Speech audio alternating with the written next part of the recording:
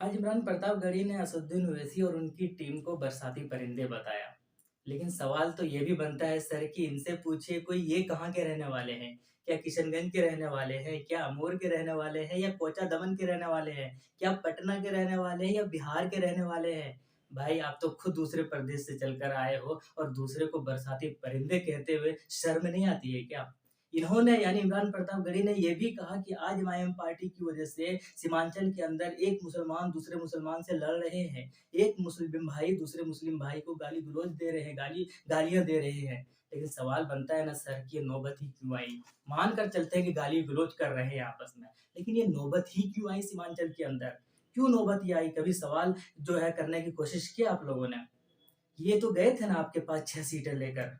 अगर आप सच्चे मायने में इमरान प्रतापगढ़ी कौम के हमदर्द है, अगर आप सच्चे मायने में इमरान प्रतापगढ़ी मुसलमानों के हमदर्द है और कलमे की बुनियाद पर मुस्लिम भाइयों की फ़िक्र अपने दिल के अंदर रखते हैं, तो उस वक़्त आप जो है कांग्रेस और तेजस्वी दोनों को जो है आँखों में आँखें डाल कर कहते कि आपके पास ये फरियाद लेकर आए हैं, सिर्फ़ 6 सीटों की रिक्वेस्ट कर रहे हैं, इनको 6 सीटें दे दीजिए ताकि सीमांचल के अंदर इस तरीके की बातें और नौबत ही ना आए, एक दूसरे के खिलाफ कीचड़ उछालने की नौबत ही नहीं आए, एक दूसरे के खिलाफ गाली-गलौज करने की नौबत ही नहीं आए, एक दूसरे के खिलाफ जो है एलिगेशन और इल्ज़ाम लगाने की नौबत ही नहीं आए। आपने क्या डिमांड किया था ये चीज़ें? और डिमांड कहते ना आप उनको कि अगर आप नहीं देंगे ना, तो उस वक़्त मुझे सीमांचल अगर भेजने की कोशिश करो, मुझे बिहार भेजना, लेकिन अगर आप सीमांचल भेजने की कोशिश करोगे तो मैं नहीं जाऊँगा क्योंकि मेरे अंदर इतना बड़ा दिल या मेरे अंदर वो बहुत ज़्यादा जो है मैं इतना बेगैरत नहीं हूँ कि वहाँ पर जाकर मुसलमानों के खिलाफ मुसलमानों की बातें करूँगा।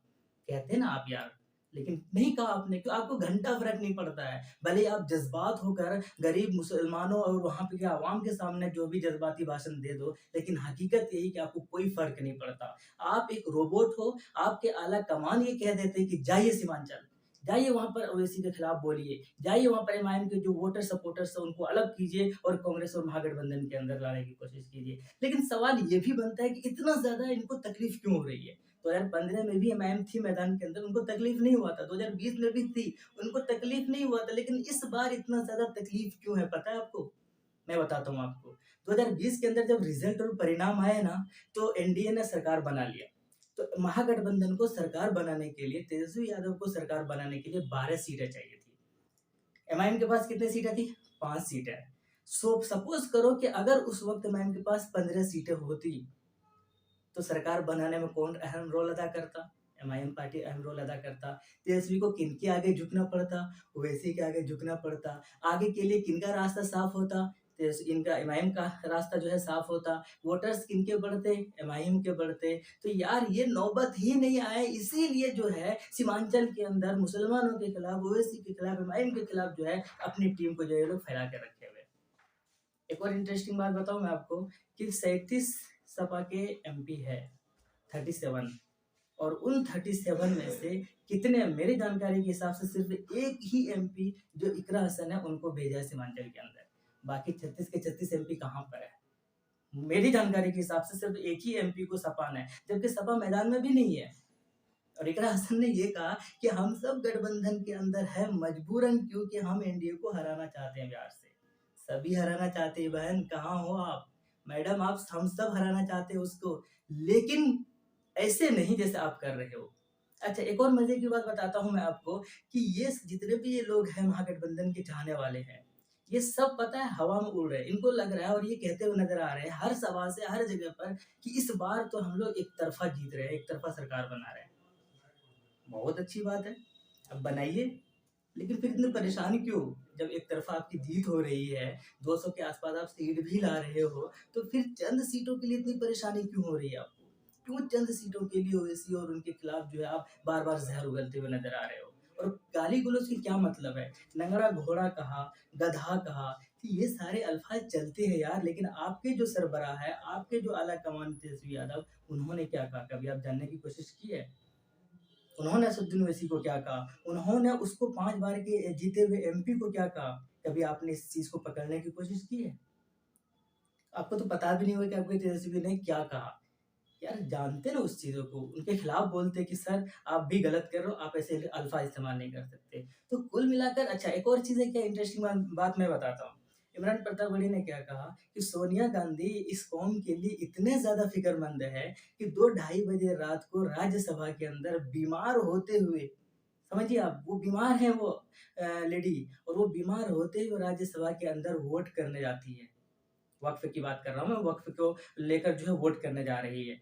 अच्छा, इतना चलिए बहुत अच्छी बात है, लेकिन इतना ज़्यादा ये इस कौम के लिए हमदर्द है, तो फिर मौलाना इसरारुल हक़ काज़मी साहब जो किशनगंज से एमपी हुआ करते थे, अल्लाह उनको जन्नतुल फ़िरदौस में आला से आला मक़ाम अता फ़रमाए। तो वो जो मौलाना इसरारुल हक़ साहब जो एमपी हुआ करते थे किशनगंज से, तो उनका बयान क्या वो झूठे हैं? उन्होंने जो कहा कि ट्रिपल तलाक का जब मसला आया, तो संसद के अंदर मुझे बोलने नहीं दिया गया। कांग्रेस की आला कमान की तरफ से ये बातें कही गई कि आप नहीं बोल सकते। तो फिर सर, बात तो ये भी है ना, फिर वहाँ पर कैसे आपके हमदर्द और आपकी ये जो मैम है, लेडी जो है, फिर वहाँ पर क्यों मना करते हैं इनको आवाज़ उठाने के लिए जब शरीयत की बात आती है। तो कुल मिलाकर यार चीज़ें मैं आपको समझाने की कोशिश करता हूँ। चाहे इकरा हसन हो, चाहे इमरान प्रतापगढ़ी हो, चाहे और भी जो भी मुस्लिम, अच्छा मैं एक और अच्छी बात बताने की कोशिश करता हूँ। ये आज राजनीति सिखा रहे हैं ना सीमांचल के अंदर, जाइए इनका 2019 के अंदर उठाइए इसका रिज़ल्ट। लड़े थे ये मुरादाबाद से। इनके जो सामने थे 2 प्रत्याशी जो 1 और 2 पर रहे थे, ये तीसरे नंबर पर रहे थे। तो 1 पर जानते हैं कितना, साढ़े 6 लाख वोट लेकर आया, उनकी जीत हुई। दूसरे नंबर पर जो हासिल जिनका रहा था, वो साढ़े 5 लाख वोट लेकर आए। और इस साहब की जो आज राजनीति सिखा रहे हैं असदुद्दीन ओवैसी और एमआईएम जैसी बड़ी पार्टी को, तो ये जानते हैं कितना वोट लेकर आए? 50,000। कहाँ साढ़े 6 लाख में जीत होकर हासिल करते हैं इनके अपोजिशन, और कहाँ ये 50,000 वोट लेकर आते हैं। तो यार आप तो राजनीति की बातें ना ही करो तो बेहतर है। तो कुल मिलाकर एक मैं क्लियर करने की कोशिश करता हूँ कि इन लोगों को, इनके जो आला कमान है, वो इन्होंने भेज दिया है कि जाइए, ये जो पनप रही है मुस्लिम सियासत, अपनी सियासत और अपनी क़यादत, एमआईएम जो लगातार बढ़ रही है, इनको रोकिए। कैसे रोकेंगे वो आपके ज़िम्मे है। कैसे बात करेंगे वो आप जानिए, लेकिन आपको इनको रोकना है। बस उसी मकसद के तहत आज ये सीमांचल के अंदर घूम रहे हैं। उसी मकसद के तहत आज असदुद्दीन ओवैसी और उनकी टीम को बुरा-भला कह रहे हैं। उसी मकसद के तहत आज एमआईएम को गिराने की कोशिश कर रहे हैं। यार दरी की बात की है ना आपने, तो दरी ही बिछाने वाले आप, अगर आप लोग, मतलब आपकी पार्टी महागठबंधन की में जो भी इनको बुरा लगा था, बेसिकली इन लोगों को जो बोला जाता है कि यार दरी बिछाने वाले लोग, इनको बुरा लगा था। तो बुरा तो लगेगा ना यार। लगना भी चाहिए, क्योंकि आप काम ही कर रहे हो बुरा लगने वाला। बुरा लग रहा है इसका मतलब अंदर में अभी ज़मीर ज़िंदा है। मतलब अपनी सियासत, अपनी क़यादत का मतलब क्या है कि आप वही ट्रिपल तलाक में मौलाना इसरारुल हक़ साहब जब कोई इजाज़त नहीं दिया, तो यार वो अपनी सियासत और अपनी क़यादत होता तो क्या रोक पाता कोई उनको? नहीं रोक पाता। वो जाइए, आप शरीयत के ऊपर हमला हो रहा है, आप खुलकर बोलिए मौलाना, परमिशन मिलना चाहिए था ना। तो इमरान प्रतापगढ़ी सर, लोग आपसे प्यार करते हैं क्योंकि आप शायरी अच्छा करते हैं, आप गाते अच्छा हो, लेकिन आप थोड़ा-सा दायरे में रह के बातें कीजिए।